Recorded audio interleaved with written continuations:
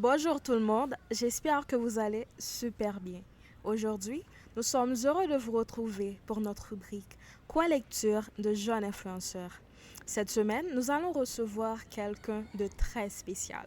En effet, aujourd'hui, nous recevons une écrivaine, une historienne de l'art, une galériste. Je suppose que vous savez déjà de qui l'on parle. Il s'agit de Madame Marie-Alice Théer. Alors, bonjour Madame Alice, comment allez-vous? Ah, je vais bien, divinement bien. Je vis dans un pays particulier où rien ne s'arrête, tout bouge, pas forcément dans le bon sens, mais on est certain de ne pas s'ennuyer, n'est-ce pas? Haïti, c'est ça. Et Bon, depuis mon enfance, c'est comme ça. On a des plages de sécurité, de paix, de tranquillité, et puis les bouleversements reprennent. Là, vous m'avez présenté en tant qu'écrivaine, historienne de l'art, galériste, mais la chose la plus importante pour moi, c'est que je suis une haïtienne, une citoyenne, une mère de famille, une grand-mère et une arrière-grand-mère. Et je suis certaine que vos questions vont suivre, pas vrai? bien sûr. Alors, je suppose que vous avez déjà une idée de qui nous recevons ce matin. C'est une femme très spéciale. Mais d'abord, je vais vous laisser la possibilité d'apprendre qui elle est.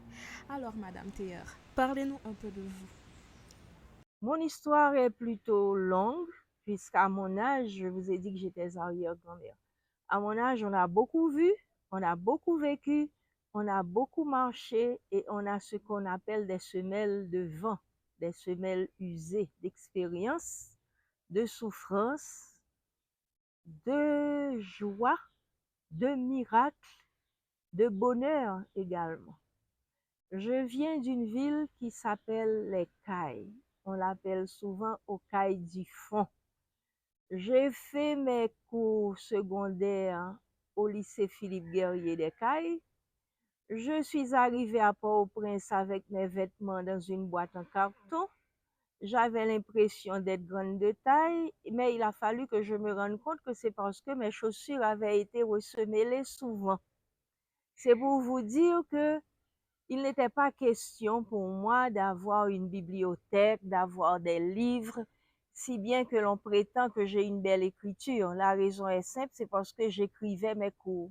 Je n'avais pas les moyens d'acheter des livres, donc j'écrivais des cours. Jusqu'à ce que je trouve l'astuce qui était formidable, c'est que je pouvais écrire des dissertations pour mes amis à l'école et avec cet argent-là, je pouvais acheter des livres. À cette époque, avec une goutte, on pouvait s'acheter un livre. Pas forcément en première main, mais on achetait un livre. Et c'est alors que j'ai pris la décision, je devais avoir 14 ans, qu'un jour je serais écrivain. Ne pouvant acheter des livres, eh bien, j'en écrirais. Aujourd'hui, j'en ai publié 18 et j'en ai 2 qui vont sortir bientôt. Arrivé à Port-au-Prince avec ma boîte en carton et mon audace, mon intelligence aussi peut-être, et ma sensibilité de femme, parce qu'il faut vous dire que quand on est femme, on a toujours quelque chose en plus. Ceci ne veut pas dire qu'on n'a pas besoin du compagnon masculin comme compliment et comme complément pour que la chose soit équilibrée, parce qu'ils ont ce qui nous manque à nous. Donc, je suis allée dans une école de secrétariat et j'ai dit à ces gens-là que je n'avais pas les moyens de payer, mais qu'ils avaient la chance d'avoir une intelligence plutôt particulière, qui venaient fréquenter leurs cours et ils n'avaient pas intérêt à me laisser partir. Évidemment, la réponse était, étant donné que c'était une école américaine à l'époque, qu'on ne donnait pas de bourse. C'est alors qu'une petite religieuse a dit, mais elle est tellement audacieuse, donnez-lui une chance.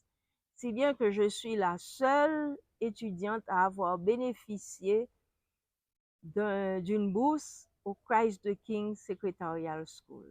Donc, ça a été mon deuxième métier. Je dis mon deuxième métier parce que mon premier métier, je l'ai appris grâce au docteur François Duvalier. L'époque de la terreur, l'époque de la dictature. On va mettre mon père en prison et nous n'avions pas de quoi mettre quelque chose dans nos assiettes. Et j'ai eu cette idée lumineuse de défaire les vêtements de ma sœur aînée. J'en ai fait des patrons et je me suis installée comme couturière. Donc, c'est mon premier métier. Donc, là, voilà, mon parcours a commencé tôt, j'avais 13 ans.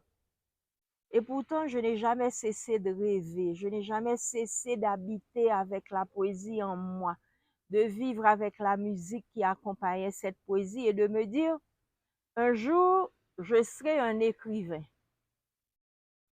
Et au sortant de cette fameuse école, Christ the King Secretarial School, on me trouve un poste à l'ambassade de France. J'arrive à l'ambassade de France comme secrétaire et après un mois, je dis à l'ambassadeur, vous savez, je ne peux pas vivre dans ce milieu étriqué dans lequel vous vivez. Je veux avoir du grand air autour de moi. Je vois au haut de la colline un hôtel de plusieurs étages qui s'appelle Castel Haïti. Je vais travailler là. Et lui me regarde et dit, elle doit être folle celle-là. Parce qu'il m'a dit, on ne laisse pas un travail aussi intéressant que le nôtre. Comment pouvez-vous penser partir? Mais je suis partie. Donc, je vais à l'hôtel Castel Haïti, je rencontre le docteur Thébault, qui était condisciple de classe de mon père. Je lui dis, écoutez, je veux travailler pour vous. Vous n'allez pas me payer pendant 3 mois et après 3 mois, nous discuterons du salaire. Il me dit, vous savez faire quoi? Je dis, je suis secrétaire. Bilingue. Il me dit, bon, je n'ai pas besoin de secrétaire. Je lui dis, mais je ne viens pas travailler comme secrétaire chez vous. Je viens travailler comme public relation. Il me dit, ah oui? Je dis, bien sûr. Je dis, écoutez, je suis premièrement femme. Deuxièmement, je suis de très petite taille. Je ne fais pas 1,60 m. Je parle 3 langues. Et je lis l'entre-gens. Donc, vos clients ne vont pas se méfier de moi. Donc, c'est quand ils seront dans ma poche qu'ils se rendront compte qu'ils avaient signé un contrat pour passer 5 ou 6 000. Il me dit, topez là. Bon, c'est mon prochain contrat. Arrivé à Castel Haïti, je me dis, pourquoi est-ce que j'évoluerais dans un hôtel sans avoir les compétences adéquates? Et c'est alors que je vais prendre un cours d'hôtellerie. Je suis hôtelière. Et en prenant mon cours d'hôtellerie, je me dis, mais dans l'hôtellerie, il y a des spécialisations. Et j'ai fait une spécialisation en relations publiques et manipulation positive et savoir-vivre. Si bien que souvent, quand vos hommes politiques, femmes politiques et diplomates voyagent, ils passent par moi. Je fais des cours pour apprendre aux gens comment gagner un contrat, comment bien se tenir à table, comment se vêtir selon le moment. On appelle ça savoir-vivre aussi, comment présenter un discours, comment manipuler une foule. Je me dis, mais bon, très bien. Et c'est ainsi que je vais passer 22 ans dans l'hôtellerie. Je vais faire de 7h à 3h à Castel Haïti, de 3h30 à 11h du soir à l'hôtel Villa Créole. Et voulant continuer des études et n'ayant pas assez d'argent, j'allais 3 nuits par semaine à Lully. J'achetais du poisson et du homard que je vendais aux hôtels. Donc, quand vous voulez réussir dans la vie, il ne s'agit pas d'avoir de l'argent, il faut avoir de l'audace. Il faut se dire qu'on peut réussir. Et on réussit quand on a le dos au mur, quand on n'a rien à perdre. Et il ne faut jamais accepter non pour une réponse. Il faut dire à l'autre, voilà ce que vous pouvez gagner avec moi. Voilà ce que je peux vous apporter. Et c'est alors que j'ai eu un ami qui s'appelait Gaston Hermantin qui avait été exilé par Jean-Claude Duvalier parce qu'il s'était permis de tomber amoureux de la sœur du président. Cet ami arrive à Miami, il tombe amoureux d'une femme et la femme de lui, il décide de se marier, il se marie. Quelque temps après le mariage, Gaston Hermantin va découvrir qu'il a épousé Hélène Guibert, qui est l'une des plus grandes fortunes des États-Unis, la fortune Kodak. Et ne voulant jamais rien accepter de son épouse, l'épouse me dit, j'aimerais faire un cadeau à mon mari qu'il ne saurait refuser. Je lui dis, mais c'est simple. En Haïti, on a un mausolée qui ne fout rien, qu'on appelle mausolée François Duvalier. Si je propose au gouvernement de faire un musée de ce mausolée, je suis certaine que la femme du président, qui est une femme qui est extraordinaire, va vouloir monnayer un passeport à son mari pour avoir un musée. Et le colonel Prosper Avril, qui était un ami de Gaston Hermantin, dit, je prends en main la chose. Et il rentre, il va voir Madame Duvalier, Michel Bennett Duvalier, à qui il faut rendre hommage, car c'est grâce à elle, je fais une parenthèse, c'est grâce à elle que je peux aller à la banque sans l'autorisation de mon mari ouvrir un compte en banque. C'est grâce à elle que je peux voyager sans demander la permission à mon mari. C'est elle qui a fait ça pour nous les femmes.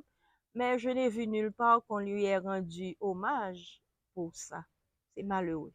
Bon, je ferme la parenthèse. Donc, maintenant, on se décide, on va faire un musée. Mais on n'a pas l'argent. Et Madame Guibert dit, si, je donne l'argent. Et c'est ainsi qu'on va avoir le capital pour monter le MUPANA.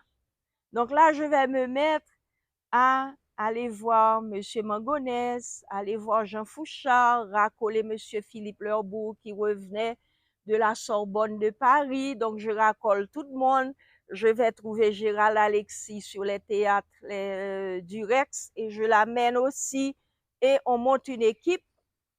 Et à l'époque, Madame Duvalier était enceinte de son fils. Et pour avoir la paix, parce qu'elle avait pour principe de foutre son nez partout, on lui apportait des mangues. Et elle mangeait ses mangos et nous pouvions travailler. Donc, et c'est alors qu'il a fallu se rendre à la banque, la BRH, prendre la couronne de Soulouk. Et la couronne de Soulouk, on a fait l'inventaire, on a fait les papiers notariés, et c'est ainsi que Soulouk va vivre avec moi, chez moi, pendant plus d'1 an. Et c'est alors que j'ai compris que souvent, il y a des choses que l'on dit et qui sont tout à fait fausses. Si on essaye d'enlever une pierre de la couronne de Soulouk, eh bien, cette pierre-là devient du sable. Parce que ce ne sont pas des pierres serties, ce sont des pierres qui sont bien encastrées dans cette couronne. Et je me suis dit, mais si je peux aider à monter un musée, pourquoi je ne retourne pas à l'université et que j'apprends l'histoire de l'art? Et pourquoi ne pas ouvrir une galerie? Donc, avec 3 artistes et 1750 $ haïtiens, je monte une galerie. Et je retourne à l'université. C'est ainsi que je vais étudier l'histoire de l'art. Et j'ouvre Festival Arts avec 3 artistes en 1983. Actuellement, ils sont 242 à travailler avec moi. Je n'avais pas le capital, j'avais l'audace. Et quand je donnais ma parole valait une signature. Et les gens disaient que j'avais l'œil. Mais ce que les gens ne savaient pas, effectivement, j'ai l'œil parce que je suis cartomancienne. Je lis les mains, les pieds, les cartes, la boule de cristal, la bougie. Et quand les gens viennent chez moi, je ne les reçois pas dans une petite pièce, je fais mes cartes sur cette table-là dans le jardin pour démystifier la chose. Car quand on a un don, eh bien, on voit. On n'a pas besoin d'avoir tout un théâtre, un cinéma autour de soi. Vous voyez, c'est une vie plutôt longue. Je vais épouser un homme, j'aurai de lui 3 enfants. Je vais avoir un 2e mari. Ne pouvant avoir d'enfant avec mon 2e mari, sa fille va rencontrer mon fils, ils vont se marier et nous avons ensemble des petits-enfants et des arrière-petits-enfants. C'est pas beau ça? Ouais. C'est en dehors du commun, n'est-ce pas? Mais la chose intéressante pour moi dans ma vie, c'est que depuis plus de 50 ans, je travaille avec des jeunes. Et avec Baïna Bello, on a une fondation qui s'appelle Claire Heureuse, Félicité, Bonheur. Et il y a un cours sur l'histoire avec ces jeunes chaque fin de mois. Malheureusement, je ne peux pas m'y rendre moi chaque fin de mois. Mais ceci, c'est pour vous dire que je veux rendre aussi hommage à Baïna Bello parce que l'histoire de la soupe de Giromont dont tout le monde parle, c'est Baïna qui a eu cette idée. C'est elle qui est partie avec nous il y a une 20aine d'années vers Solino pour présenter la première soupe. Et depuis quelques années, ce sont les étudiants qui vont donner la soupe partout dans la province. Et ça leur permet de rester en contact avec les gens des provinces et de connaître leur histoire. Et il y a également, dans cette association, les gens du 3e et du 4e âge. Parce qu'on a des gens de 120 ans. Je dois vous dire que mon amoureux le plus intéressant avait 125 ans. Et il me disait, oh, Grinel, moi, on allait dans ce place Saint-Pierre mal montrer au sacré les garçons. Parce que moi, mon mari là, son portrait, il n'est pas pour femme. Moi-même, moi, je suis 17 femmes. Et ouais, ma femme toujours. Il avait 125 ans. Donc, on a voulu le présenter au Guinness et le Guinness a dit que Haïti ne pouvait pas être en lice. C'est malheureux. Nous avons un pays immensément riche. Et quand je vois les enfants aller à l'école le matin, je les regarde passer le long de la route, je me dis, mon Dieu, ce qu'ils sont beaux. Je n'ai rarement vu d'aussi beaux enfants. Et je me dis que nous devons arrêter de dire, plutôt nous l'aide, nous là. Il est temps de dire, nous belles, nous là. Et nous là, et nous belles. Donc, maintenant, en 1987, je vais publier mon premier livre. Et j'en ai publié 18. Et je dois vous dire qu'actuellement, à l'université Trinacria à Sienne, en Italie, on utilise mes textes, on étudie mes textes. Alors imaginez le plaisir que j'ai pu ressentir, c'est comme un orgasme. J'arrive à l'université et je vois cette soixantaine de petits blancs étudier les textes d'une femme haïtienne noire qui vient des Cayes et qui n'avait pas de livre. C'est vrai. Vous voyez tout ce qu'une haïtienne peut faire et je suis un cas parmi tant d'autres. Parce que depuis le début de notre histoire, une chose qui me peine, je vais vous dire ce que c'est. Je parle beaucoup avec parce que je suis pressée, je dois m'en aller pour un autre rendez-vous. Donc ma prébo qui tombe bonne foi. Ce qui me peine quand je lis l'histoire de mon pays, c'est de voir que pendant 2 ans, toutes ces femmes qui n'avaient plus leurs dents, étaient tombées, donc le colon n'allait plus les appeler dans son lit. Ces femmes-là ont fait le tour des différentes plantations qu'on avait dans l'île pour l'annoncer qu'on aurait cette fameuse cérémonie du bois caïman pour dire non. Eh bien, ces femmes ont milité. Quand on parle de Défilé la Folle était un soldat, mais on dit qu'elle était folle. C'est elle qui a ramassé les restes de l'empereur. Défilé la Folle avait décidé de ne plus parler parce qu'on avait tué son fils et son mari. Mais on dit le folle. Ah oui. Donc, et alors qu'elle était responsable de l'arsenal de l'empereur. Eh bien, toutes ces femmes-là qui ont milité pour que nous ayons notre indépendance, pas une qui signait l'acte de l'indépendance. Okay. Il n'y a pas une femme à avoir signé l'acte de l'indépendance. Donc quand une femme comme moi, parmi tant d'autres, arrive à réaliser un petit projet et aussi le grand projet d'avoir des enfants qui vont prendre la relève, on se dit, nous faisons point sur sous messieurs. C'est vrai. Malheureusement, je ne suis pas féministe. J'aime beaucoup les hommes et je me dis qu'une femme est un arbre. Vous voyez cet arbre-là, nous sommes sous un abricotier, il est couvert de fruits. Eh bien, nous sommes l'abricotier, mais sans la sève que représente l'homme, nous ne pouvons pas donner de fruits. Alors, quand je parle de moi, je parle aussi des hommes. Car je ne peux rien réaliser dans ma vie sans un homme. Tout ce que je vous ai dit là, tout ce que je vous ai raconté, tout ce parcours que j'ai fait, eh bien, partout et à chaque fois, j'étais accompagnée d'un homme. Un homme m'a toujours soutenu, ou des hommes m'ont toujours soutenu et accompagné. Moi, pas fait un gars, moi, pas volé loup-garou, moi, pas fait bousin, moi, pas fait politique, moi, pas volé, honnête, et puis vous connaissez Dieu, moi, là. Eh bien, ma devise, c'est que non n'existe pas. Nous allons réussir et il faut réussir. Et à chaque fois, je réussis. Je réussis pourquoi? Parce que Dieu est avec moi. Je dis que les hommes m'accompagnent, mais cette énergie-là qui est à l'intérieur de moi et que j'appelle Dieu, on peut l'appeler créateur, grand architecte, Yahvé, Balnonvlé, eh bien, avec lui, je fais toujours des rencontres extraordinaires et il me prend dans ses bras et nous partons à la guerre et nous revenons avec la victoire acquise. Donc, pour le coin lecture d'aujourd'hui, nous avions eu à recevoir Madame Marie Alistair, une femme vraiment inspirante qui vient de nous parler en quelques mots, bon, d'une façon assez prolifique de son parcours vraiment inspirant. Donc, une dernière chose, Madame Théa, quel conseil donneriez-vous à un jeune qui débute de la littérature, à un écrivain en herbe? Vous savez quoi?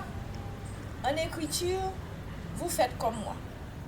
Quelqu'un me parle, la personne dit table. Je prends un papier, je dis la table, elle était ronde. Elle avait du bleu à ses pieds. 2 femmes assises autour d'elle. Il y avait des hommes qui nous regardaient, l'air sceptiques. Mes confrères et puis me serrer. Moi, le besoin de l'autre, je fais des banques. Ils vont à côté, ils me disent bonjour madame. Je dis oh tiens. Il me saluait, mais il avait un ton qui chantait. Ce que je veux vous dire, c'est qu'il y a 2 choses importantes en créativité. Laissez faire votre imagination. Pas dire ça bon, pas dire ça pas bon. C'est problème éditeur et pas problème pas. Alors je dois vous dire que j'ai la maison d'édition Théa qui publie des livres insolites. Seulement des livres insolites parce que je suis dans l'insolite. J'ai publié 120 histoires insolites en 6 volumes. Donc c'est ça. Donc c'est éditeur pour dire ça a bon, ça a pas bon. Et dans mon métier de galeriste, souvent il m'est arrivé d'aller sous les lits des artistes trouver ce qu'on appelle un chef-d'œuvre.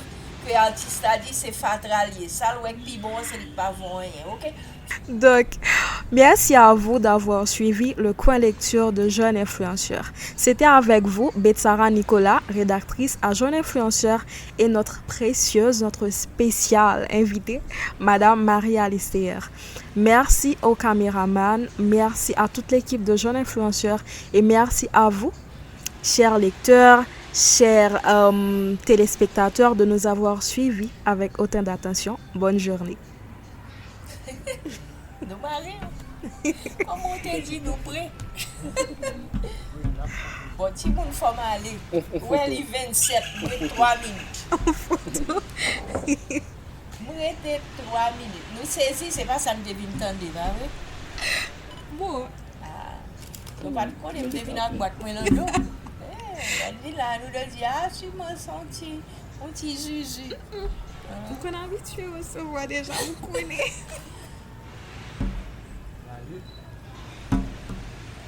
Et puis regardez, sous pas fait belle, sous pas bon 10 ans moins, mon bagage pas tout, on qu'on fait procès. On qu'on dit on fait procès mieux, mais après Lola, on calé dada. Donc débrouillons, fait belle 10 ans moins. Voyez photo pour moi. Ah, nous pas quoi aller, non?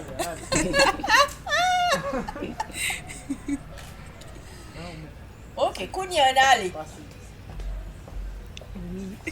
On va mettre ton garçon là, ou pas, ouais? Vous t'en campé dans mi-temps, Non, il va pas camper dans mi-temps, c'est la sève. La cherche en route, il pas boire. Ok.